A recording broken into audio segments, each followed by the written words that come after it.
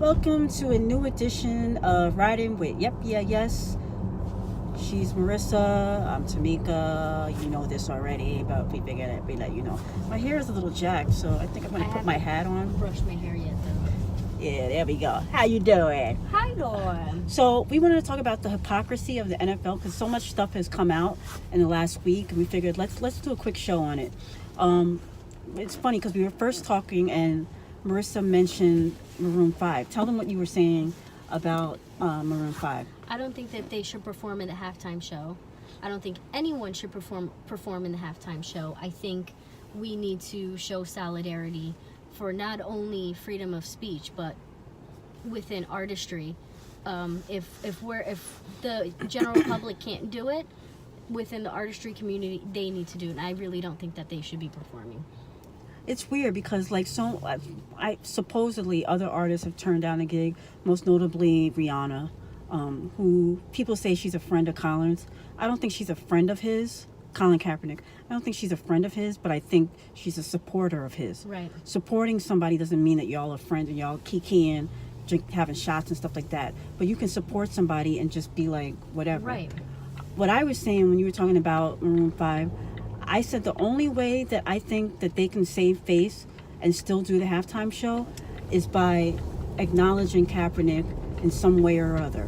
Whether that's kneeling, wearing his jersey. But then they're going to be capitalizing on an issue that they've never spoke in support or against of before, and I feel like they're only doing that to appease the general public. You know, I didn't think of that. Based on, the veracity that they're going to be getting after all of this. Because how do they cancel now though? It's December. The show is the first week of February. That is not my problem. They never should have said yes to it. I find it ironic because the NFL and all the supporters and the people that are down on Kaepernick, they say that the NFL made their decisions about not having Kaepernick in the league based on the popularity of their, the popularity of the fan base, a fan base that they claim typically is supporters of country music. If that's the case, why you don't got Dolly Parton up there? But first of all, the national treasure of Dolly Parton, she's the only one that one of the handful of people that I would give my blessing to. She can perform under duress. I'm fine with that. But I venture to say that most country artists would support Colin Kaepernick, because if you're going to look at the Constitution and he's following the right under the Constitution to peaceful protest, I see nothing wrong with what he did. I agree, but my thing is like, they never even made. It doesn't seem like they ever made an outreach to. There are a lot of country artists that would. Like, what about, like, even though he's not a country artist, somebody like Kid Rock? He's a staunch Republican, and I have a feeling that he probably agrees.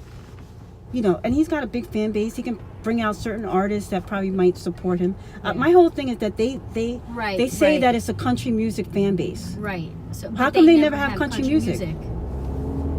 And speaking of that, with the whole Colin thing, is to me is blasphemous not to even have him in the league still, when you have them like I was saying this past week, this stuff came up with two players from the NFL, Kareem Hunt, and I can't remember the other guy. He plays for now he got signed by the Washington Redskins. He was a player for the San Francisco 49ers, got dropped when a second allegation came out about him abusing his girlfriend.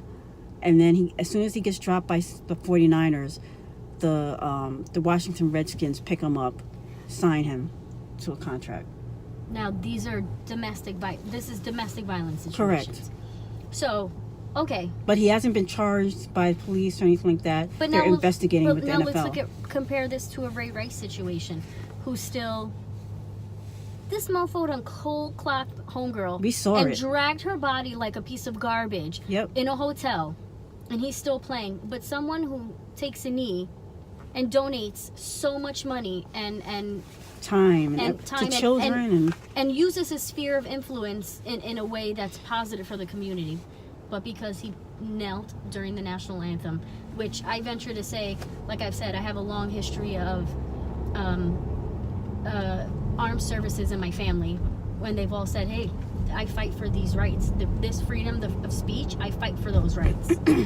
It's just crazy. I just don't understand it. Even with the guy, the Kareem Hunt, who is, I can't remember what team he plays for, but TMZ released a video this week, I believe on, I don't remember what day it was, but this past week they released a video of him from the hotel where he pushed a woman, and then he pushed his friend or somebody that he was with, and that person fell into her, she fell to the ground, and he goes over and kicks her.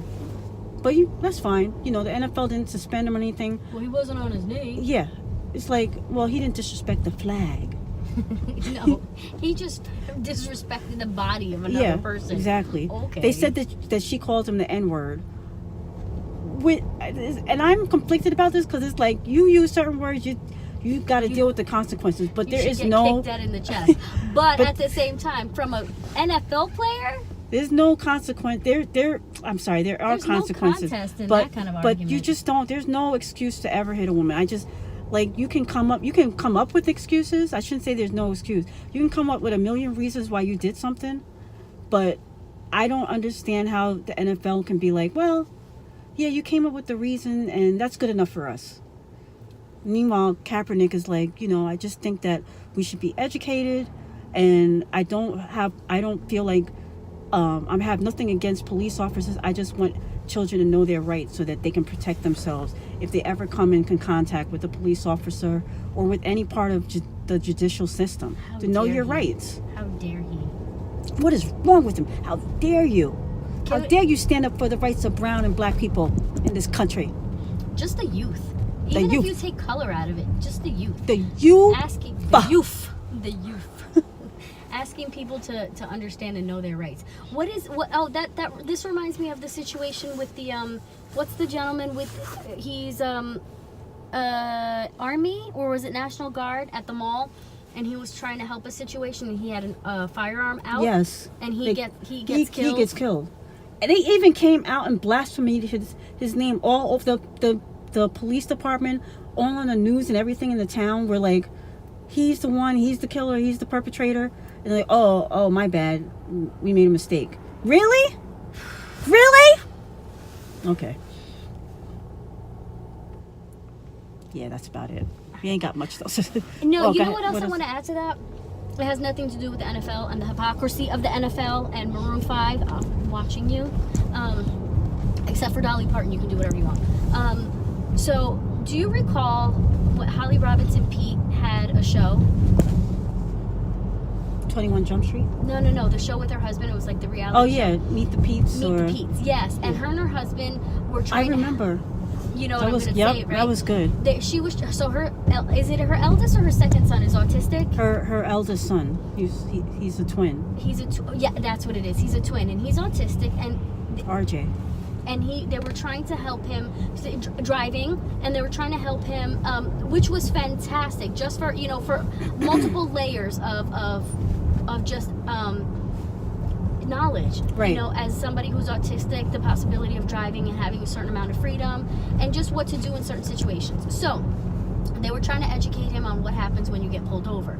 Now, being autistic, and the spectrum is very, very broad for autism. There are people that are completely undiagnosed with autism right now, working in your office, right? Or that you might even be friends with, that you might be like, something's not quite connecting for you and your perspective. Something's not quite connecting. They might be autistic. So the spectrum is very broad. Now, they were trying to educate him on what to do when you get pulled over. So they did a mock scenario, and he couldn't keep his hands on the wheel. He just couldn't, but he's autistic. Right. Now imagine a black teen boy in a nice car in a neighborhood that probably don't think he belongs in, and he's fidgeting, and that's what kind of alarm that rings for a police officer, because they're, I'm trying to look at it on both ends, and I'm not being devil's advocate here. I want to give you a clear picture on both sides. Now, a police officer with preconceived notions, because they don't see the best of the best every day. So let's put that out there. And they pull up to a nice vehicle in a nice neighborhood with a young black teen, and he's squirming. that gives you cause for suspicion. But now he's autistic. Now what happens? There could be a genuine accident, but the more we educate each other and the more we educate on a variety of issues, bad situations are not going to happen. Specifically police officers. Specifically police officer. They're here to serve and protect. The first duty is not to arrest and harass and arrest. Serve You're and lucky protect. if you get arrested. No, but I know. But I'm just saying, like, it's just they have the sensitivity knowledge, the medical knowledge needs to be trained. Or you know what I know a secondhand scenario of an older gentleman who was just about almost getting the pulp beat out of him because they thought he was alcoholic and couldn't comply with the wishes of highway patrolmen. Turned out he was diabetic, and when you're diabetic, having a diabetic attack, your breath smells like alcohol, and you cannot comply when you're having a diabetic attack. So what happens if these police officers, the one police officer, didn't realize? I know. It's a lot to, it's a lot. I mean, we have to, it's not just about the police officers, the training and stuff like that. We have to hold them responsible. Mm-hmm. And this is why I think, bringing it back to Colin Kaepernick, I think his work is actually doing good because it's about educating. Bringing on a conversation. Right. But how much more work could he be doing if he had all access to all the resources that he had before? I just mean monetarily. Right. Because he was donating, he was putting his money where his mouth is. Still is. Now imagine if he still had these paychecks rolling in. I know.